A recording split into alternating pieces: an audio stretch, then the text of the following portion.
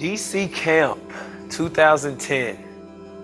Camp experience for me was probably one of the most rewarding camp experiences I've ever had. I've been to tons of camp, but this was my first discovery camp experience, and it was by far the best church camp I've ever been to.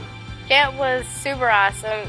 I love the leadership meetings because they really ministered me, and it really helped me get to see God as more than just some big, mighty God. I got to see him as my dad and like a friend that I could talk to when I needed him. Well, before camp, I never really got over the fact that my dad had to leave to take a job in Maryland. And when I went to the leadership meetings, God really dealt with me on that. And he told me that I didn't have to worry about it because he was my dad and he was always going to be there for me. And now I'm super excited because my dad, he got a job in Texas, so now I can trust on God even more now, and now my dad's coming back. Before I went to camp, I had problems with trusting people and stuff, and I couldn't really tell them anything because I knew it would be spread or whatever. And so I went to the leaders meeting and I prayed about it because I wanted to trust people better. And we were all crying together as a big family, as a youth group. And I guess it helped me understand that we're all as a family, we can tell each other anything. Camp this year was amazing for me because I play baseball, as y'all know, and my shoulder has been hurting me for about 2 years. We were on our way trying to get to Little League World Series, and then I tore my labrum in my right shoulder, and that's my throwing shoulder. So most people don't know because I try to tough it out and act hard and don't try to express that it actually hurts. So when we came to church camp at Rock On this year, Discovery Camp, I did tug of war, and I tried to tough the first 2 out, knowing that my shoulder was hurting.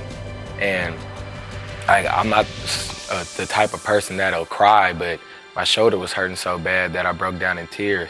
So the next few days, when we were in worship and in the prayer culture, I kept praying, but nothing was happening to my shoulder, so I actually started to doubt that God was going to do anything.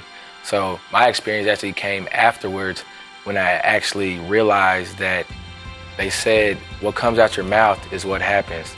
So I kept declaring that my shoulder was healed, and I actually anointed my shoulder with oil and prayed that it would be perfect again and 100%. So about a few days ago, we had a state baseball tournament, and I woke up and my shoulder was feeling 100%.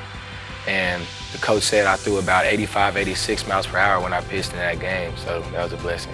I lifted my hands up and I started to speak to God openly, just out loud.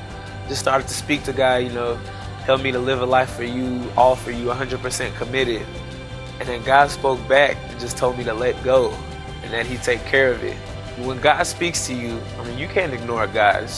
He'll keep speaking to you. He wants you to respond. He's not going to force you to do anything. That's the beauty of life. You have decisions.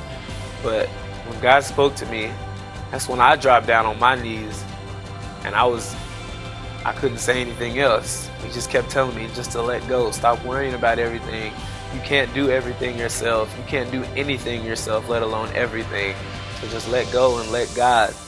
And, so all means all. We learned that at camp. All does mean all. You can't be halfway. You can't be 75%, not 99.9%. All means all. Get soaking wet.